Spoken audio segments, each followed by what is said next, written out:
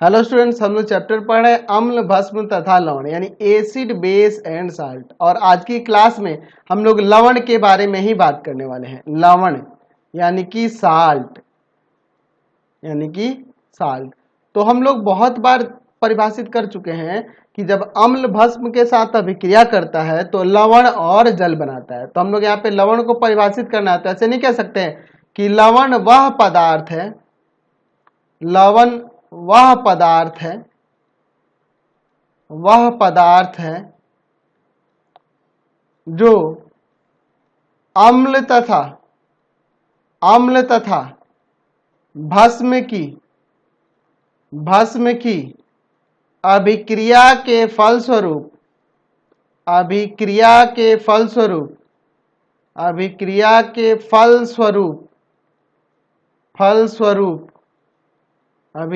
के फलस्वरूप बनता है। लवण वह पदार्थ है जो अम्ल तथा भस्म की अभिक्रिया के फलस्वरूप बनता है। हम लोग पहले भी देखे थे कि अम्ल और भस्म की अभिक्रिया के फलस्वरूप क्या बनता था, लवण और जल बनता था। जैसे मैं यहाँ पर एक अम्ल लेता हूँ HCl, हाइड्रोक्लोरिक अम्ल, अभिक्रिया करा देता हूँ सोडियम हाइड्रोक्साइड, ये आपका भस्म हो गया। तो क्या प्राप्त होगा, तो यहाँ पे सोडियम क्लोराइड, ये आपका लवण हो गया और प्लस में जल बनेगा। यह क्या है, आपका सोडियम क्लोराइड है, एक लवण है, ठीक है, ये लवण बन गया और साथ में यहाँ जल भी बना है। तो क्या देख रहे हैं कि जब अम्ल भस्म के साथ अभिक्रिया करता है तो हमें लवण प्राप्त होता है, साथ ही साथ जल भी प्राप्त होता है। जैसा अगर मैं HCl की अभिक्रिया करा दूं पोटेशियम हाइड्रोक्साइड के साथ, तो यहाँ से क्या बनेगा, पोटेशियम क्लोराइड और प्लस में जल। तो ये पोटेशियम क्लोराइड जो है ये आपका क्या है, एक प्रकार का लवण है, ठीक है। तो हम क्या देख रहे हैं कि जब अम्ल भस्म के साथ अभिक्रिया कर रहा है तो लवण और जल बन रहा है। और भी हम लोग देख सकते हैं, मान लीजिए मैं H2SO4 सल्फ्यूरिक अम्ल ले लूं और इसकी अभिक्रिया करा देता हूं सोडियम हाइड्रोक्साइड के साथ, यहाँ पे क्या बन जाएगा, सोडियम सल्फेट और प्लस में जल।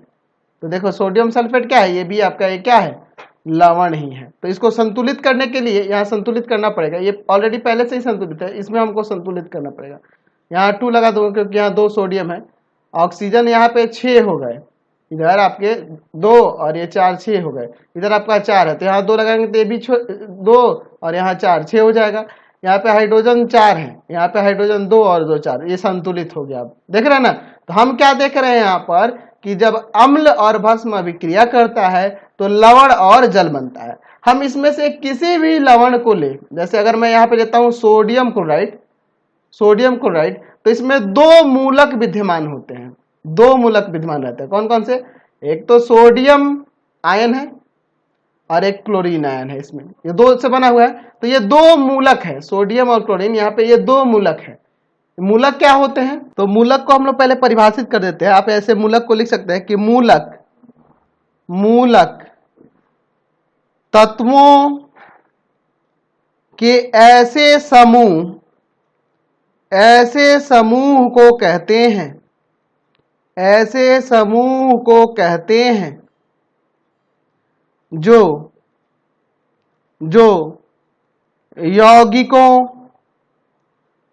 यौगिकों में एक रासायनिक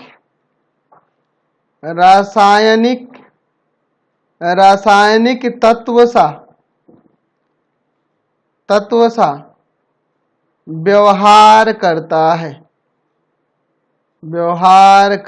है, ठीक है। ये देखिए, ये आपका सोडियम क्लोराइड एक यौगिक है, यौगिक में ये सोडियम और क्लोरीन एक रासायनिक तत्व सा व्यवहार कर रहे हैं, इसलिए ये दोनों क्या है, आपके मूलक कहलाएंगे। सोडियम भी आपका मूलक है और क्लोरीन भी आपका मूलक है, ठीक है। तो ये आप जो सोडियम देख रहे हैं यहाँ पर, ये किससे प्राप्त हुआ है, यहाँ पर ये सोडियम क्लोराइड में देख रहे हैं, सोडियम कहाँ से प्राप्त हुआ है, सोडियम हाइड्रोक्साइड से मिला है। तो सोडियम हाइड्रोक्साइड क्या था, भस्म था। तो ऐसे मूलक जो भस्म से प्राप्त होते हैं उन्हें भास्मिक मूलक कहते हैं, ठीक है। तो हम आप नीचे लिख सकते हैं यहाँ पर कि ऐसे मूलक जो भस्म से प्राप्त होते हैं, भस्म से प्राप्त होते हैं, भस्म से प्राप्त होते हैं, उसे भास्मिक मूलक, भास्मिक मूलक कहते हैं, भास्मिक मूलक कहते हैं। ठीक है, यानी कि सोडियम क्या है यहां पर, सोडियम क्लोराइड में सोडियम क्या है, सोडियम, ये जो सोडियम आयन जो देख रहे हैं इसे हम लोग भास्मिक मूलक कहेंगे। इस सोडियम आयन को क्या कहेंगे, भास्मिक मूलक, भास्मिक मूलक। ये आयन के रूप में है ना, जिसपे पॉजिटिव चार्ज है या नेगेटिव चार्ज है। अच्छा, ये आपका क्लोरीन भी आपका एक मूलक है, जो इसमें एक रासायनिक तत्व सा व्यवहार करा इस यौगिक में। तो ये क्लोरीन कहां से मिला है हमें, इस अम्ल से मिला है, HCl से मिला है। तो ये क्लोरीन आयन जो है इसे हम लोग क्या कहेंगे, इसे क्या कहेंगे हम लोग यहाँ पर अम्लीय मूलक कहेंगे। क्या कहेंगे, अम्लीय मूलक, क्योंकि ये अम्ल से प्राप्त हुआ है, अम्लीय मूलक कहेंगे। तो आप इसे भी ऐसे लिख सकते हैं, परिभाषित कर सकते हैं कि ऐसे मूलक जो अम्ल से प्राप्त होते हैं, अम्ल से प्राप्त होते हैं, उसे अम्लीय मूलक कहते हैं, अम्लीय मूलक कहते हैं, अम्लीय मूलक कहते हैं। उसी तरह से अगर आप यहां पोटेशियम क्लोराइड में देखो तो ये पोटेशियम इस भस्म से प्राप्त हुआ है, तो पोटेशियम का जो आयन होगा यह क्या कहलाएगा, यह आपका यहां पर आपका क्या कहलाएगा, ये आपका भास्मिक मूलक कहलाएगा, क्योंकि ये भस्म से प्राप्त हो रहा है। ये क्लोरीन आयन यहाँ पे क्या कहलाएगा, ये आपका यहां पर अम्लीय मूलक कहलाएगा। ठीक है, उसी तरह से यहां देखिए सोडियम सल्फेट जो देख रहे हैं, इस सोडियम सल्फेट में, इस सोडियम सल्फेट में यहां सोडियम जो है, सोडियम, ये सोडियम का आयन ये किससे मिला है, इस भस्म से मिला हुआ है। तो ये आपका क्या कहलाएगा, भास्मिक मूलक कहलाएगा। और ये सल्फेट जो देख रहे हैं, सल्फेट जो देख रहे हैं, यह सल्फेट किससे प्राप्त हो रहा है, यह सल्फेट किससे प्राप्त हो रहा है, तो इस अम्ल से प्राप्त हो रहा है। तो यह सल्फेट क्या है, आपका अम्लीय मूलक है।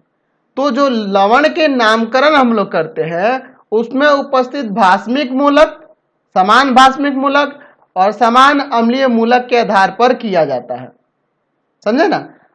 ये अम्लों का जो लवण के नामकरण हम लोग करेंगे, इनका नामकरण हम लोग कैसे करेंगे, तो उनमें किस प्रकार के अम्लीय मूलक है और कैसे भास्मिक मूलक है उसके आधार पर किया जाता है। जैसे आप यहाँ पे देखो सोडियम क्लोराइड, ठीक है, और पोटेशियम क्लोराइड, इन दोनों लवणों में हम लोग देख रहे हैं, यहाँ पे हमें क्या देखने को मिल रहा है, तो समान मूलक कौन कौन से देख रहे हैं, क्लोराइड आयन के हैं।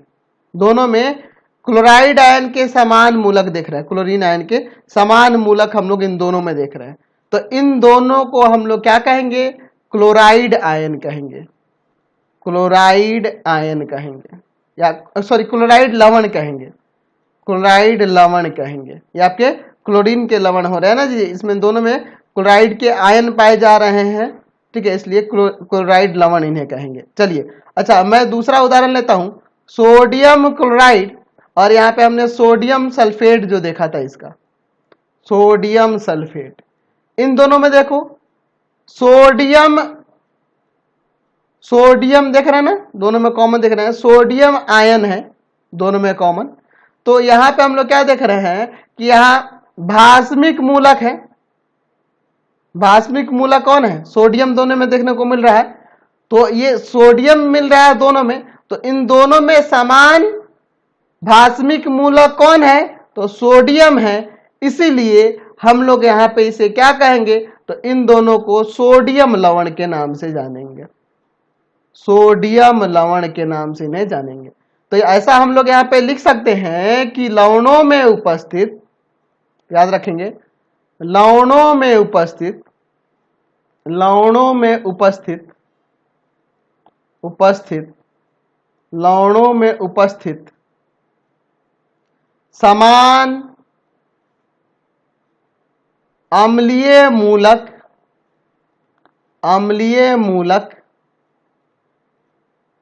तथा समान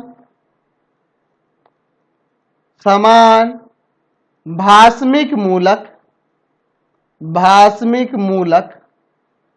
समान अम्लीय मूलक तथा समान भास्मिक मूलक के आधार पर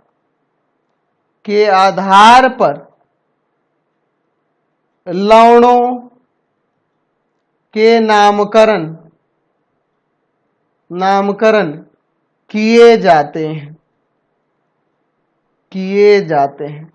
समझ गए? चलिए आगे बढ़ते हैं। चलिए अब हम लोग अम्लों का वर्गीकरण उनकी अम्लीयता, क्षारीयता या उदासीनता के आधार पर करने वाले हैं। तो चलिए मैं यहाँ पे हेडिंग देता हूँ, लवणों का वर्गीकरण यानी उनका क्लासिफिकेशन, वर्गीकरण। चलिए पहला हम लोग लिखते हैं सामान्य लवण। एक नंबर में सामान्य लवण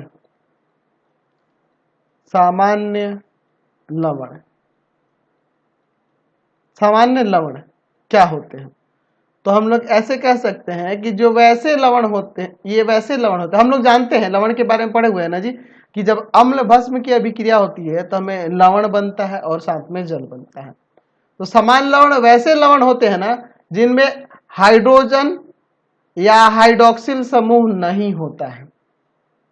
ठीक है, हम लोग इसकी परिभाषा में ऐसे लिख सकते हैं, अभी आपको समझ में आ जाएगा। वैसे लवण जिनमें विस्थापनशील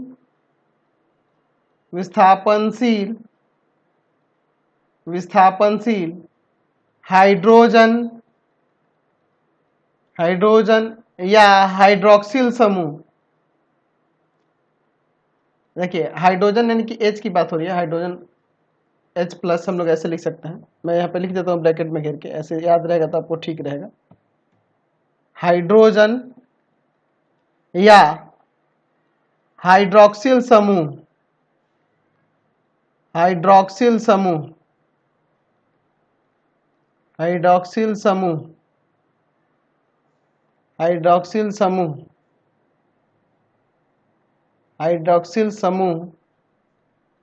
यानी कि OH की बात हो रही है, हाइड्रोक्सिल समूह नहीं होते हैं।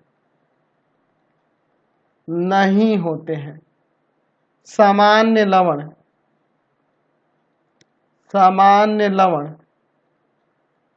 कहलाते हैं। जैसे आप देख लो सोडियम क्लोराइड, ये आपका एक सामान्य लवण है। पोटेशियम क्लोराइड, सोडियम सल्फेट, ये सब क्या है आपके सामान्य लवण में आते हैं। तो ये कैसे बनते हैं? देखिए हम लोग यहां पर ले लेते हैं HCl, हाइड्रोक्लोरिक अम्ल, ये देखिए प्रबल अम्ल है, और NaOH ये प्रबल भस्म है, और अभिक्रिया करने से यहाँ पे सोडियम क्लोराइड और प्लस में जल बनेगा। तो हम क्या देख रहे हैं कि जब प्रबल अम्ल और प्रबल भस्म की अभिक्रिया हो रही है तो हमें कैसा लवण मिल रहा है? तो हमें यहाँ पे एक सामान्य लवण मिल रहा है। अच्छा, इसका मतलब इसका pH मान क्या होगा? 7 होगा। इसका pH मान 7 होगा। ये उदासीन होता है। आप घर में जो यूज करते हो सोडियम क्लोराइड ही होता है। नमक खाने में जो यूज करते हैं वो सोडियम क्लोराइड होता है, उसका pH मान 7 ही रहता है। ठीक है, यहाँ पे ऐसा हम लोग कह सकते हैं कि जब प्रबल अम्ल और प्रबल भस्म की अभिक्रिया होती है तो हमें उदासीन लवण यानी कि सामान्य लवण प्राप्त होता है, और इसका pH मान 7 होता है। इसके बारे में हम लोग आगे भी बात करेंगे वैसे। चलिए अगला देखते हैं। समान लवण के बाद अम्लीय लवण। जाहिर सी बात है, अम्लीय लवण जो क्या लगेगा? स्वाद में अम्लीय लगेगा। ठीक है, तो अम्लीय लवण को कैसे परिभाषित कर सकते हैं कि वे लवण जो किसी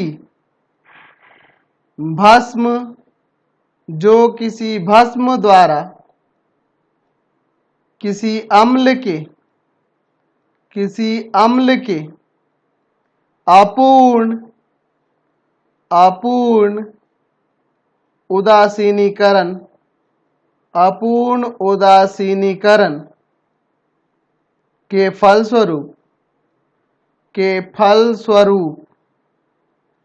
फलस्वरूप बनते हैं। क्या कहलाते हैं? अम्लीय लवण कहलाते हैं।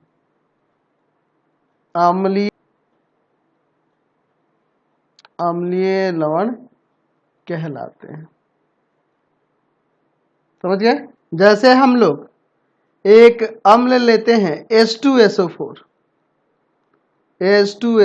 सल्फ्यूरिक अम्ल है, और ये सोडियम हाइड्रोक्साइड के साथ अभिक्रिया करता है।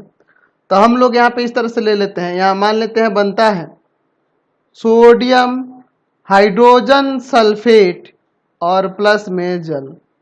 तो यहाँ देखिए सोडियम हाइड्रोजन सल्फेट आप यहाँ जो देख रहे हैं इसमें हाइड्रोजन उपस्थित है, यानी कि ये पूरी तरह से उदासीनीकरण करके नहीं बना है। यहाँ देख रहे हैं ये जो लवण बना है इस भस्म द्वारा इस अम्ल को पूर्णतः उदासीन करके नहीं बना है, तभी ना इसमें हाइड्रोजन मौजूद है। तो ऐसे भी हम लोग परिभाषा दे सकते थे कि वैसे लवण जिसमें विस्थापनशील हाइड्रोजन के परमाणु मौजूद होते हैं वो आपके क्या हो जाएंगे? अम्लीय लवण हो जाएंगे। तो यह आपका क्या हुआ? अम्लीय लवण हो गया, क्योंकि इसमें हाइड्रोजन का परमाणु मौजूद है। यह पूर्णतः उदासीन करके नहीं बना है। अम्ल और भस्म को ये अभिक्रिया हुई है और यह पूर्णतः उदासीन करके यहाँ पर नहीं बना है, इसलिए यह आपका क्या है? एक अम्लीय लवण है। ठीक है, चलिए अगला देखते हैं भास्मिक लवण। भास्मिक लवण ये ऐसे लवण होते हैं ना, इनमें क्या पाया जाएगा जी? भास्मिक लवण में तो इसमें हाइड्रो ऑक्साइड पाया जाएगा, हाइड्रो ऑक्साइड के परमाणु पाए जाते हैं। ठीक है, तो हम लोग ऐसे इसे परिभाषित ऐसे भी कर सकते हैं कि वैसे भस्म जिनके अणु में उपस्थित या अणु में एक से अधिक हाइड्रोक्सिल समूह होते हैं। ठीक है, हाइड्रोक्सिल समूह उपस्थित होते हैं, एक से अधिक हाइड्रोक्सिल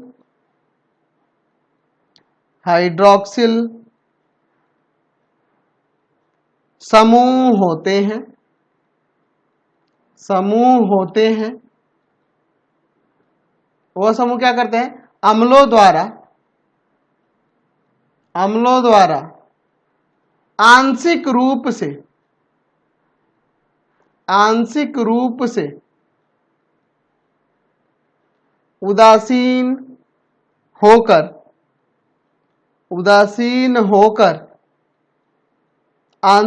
उदासीन होकर ये भास्मिक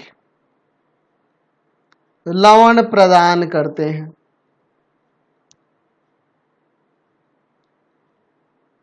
समझ गए?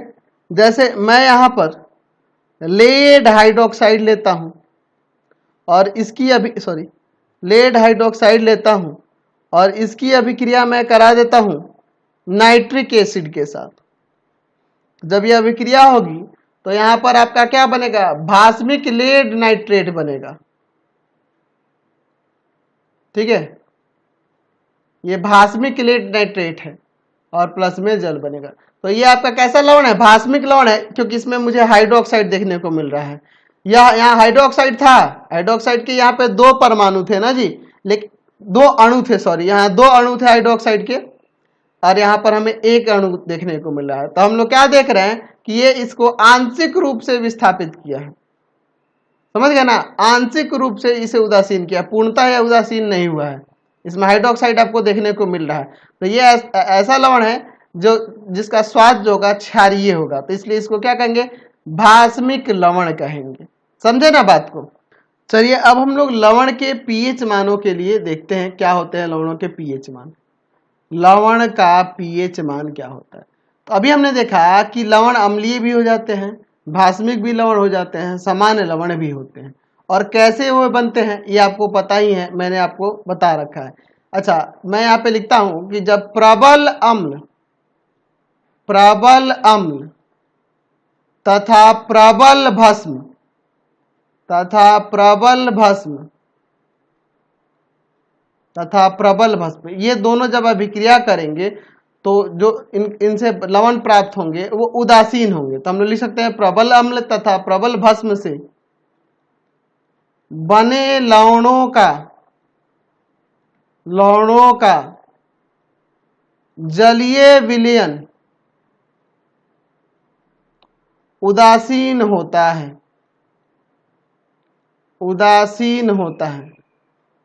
एक्चुअल में क्या होगा, जब प्रबल अम्ल और प्रबल भस्म होगा तो एक दूसरे को वो क्या करेंगे, वहां से जो लवण बनेगा उसको उदासीन न कर देंगे। तो उदासीन लवण का पीएच मान आप जानते हैं, पीएच मान इसका क्या होगा, उदासीन लवण होगा तो उसका पीएच मान 7 होगा। तो उदाहरण के लिए आपका बहुत सारा है उदासीन लवण, potassium chloride, sodium chloride, sodium sulphate, ये सब क्या है आपके उदासीन लवण होते हैं, इनका पीएच मान 7 रहता है। अच्छा, अगर हम लोग प्रबल अम्ल और दुर्बल भस्म ले लें तो हम लोग लिख सकते हैं कि जब प्रबल अम्ल होगा और दुर्बल भस्म होगा तो उसमें उनसे जो लवण बनेगा वो तो पूरी तरह से क्या होगा, उसमें पूरी तरह से किसके गुण पाएंगे, अम्ल के गुण पाएंगे, क्योंकि वो पूर्णतः उदासीन तो नहीं ना होगा। लवण का कुछ हिस्सा लवण में अम्ल का कुछ हिस्सा रह जाएगा ना। तो हम लोग लिख सकते हैं, क्योंकि अम्ल आपका प्रबल है, प्रबल अम्ल तथा दुर्बल भस्म।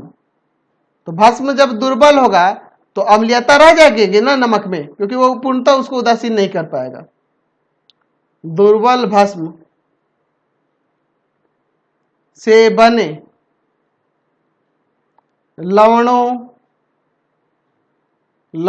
का जलीय विलयन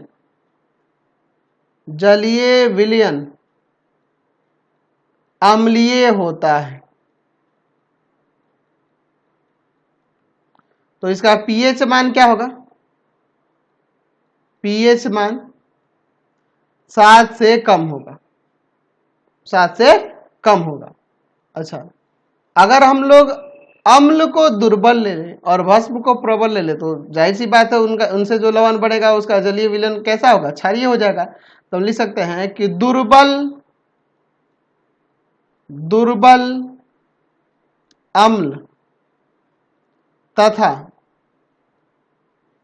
प्रबल भस्म से बने लवणों का जलीय विलयन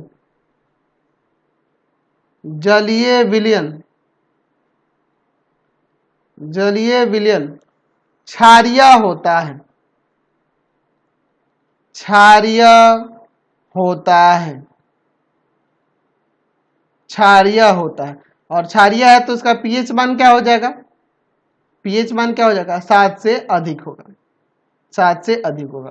तो अगर मैं बात करूं विलयन जब अम्लीय होगा तो इसके उदाहरण कौन कौन से हैं जो ऐसे अम्लीय लवण जो हो जाएंगे, आपका NH4Cl, FeCl3 है ना, ऐसे बहुत सारे उदाहरण हो सकते हैं। उसी तरह से अगर मैं बात करूं कि दुर्बल अम्ल और प्रबल भस्म के साथ जब अभिक्रिया होगी तो हमारा जो लवण बनेगा वह क्षारीय होगा और उसका पीएच मान 7 से अधिक होगा। तो ऐसे कौन से हो जाएंगे, आपका है सोडियम हाइड्रोकार्बोनेट है ना, सोडियम कार्बोनेट, ये सब क्या है आपके क्षारीय होंगे, इनका जलीय विलयन क्षारीय होगा। तो फिलहाल इस वीडियो में हम लोग इतना ही रहने देते हैं, नेक्स्ट वीडियो में आगे बढ़ेंगे। आपको हमारे 3 चैनलों को सब्सक्राइब करना होगा। पहला है पाथफाइंडर क्लासेस छपरा,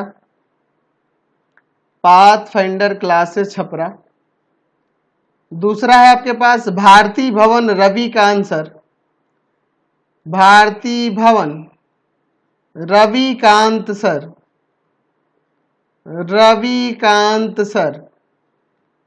और तीसरा चैनल है रविकांत सर के नाम से। तीनों चैनल को सब्सक्राइब कर लेंगे और इससे रिलेटेड वीडियो के लिए सीधे डिस्क्रिप्शन में जाएंगे और इससे रिलेटेड नोट्स के लिए गूगल पे जाके सर्च करेंगे www.ravikantsir.in और यहाँ पर जाकर आप सभी क्लासेस के नोट्स और उनके PDF को डाउनलोड कर सकते हैं और पढ़ भी सकते हैं। और इससे रिलेटेड और आप इंस्टाग्राम और फेसबुक पे जाके पाथफाइंडर क्लासेस छपरा को जाकर लाइक एंड फॉलो कर लेंगे। Thanks for watching the video.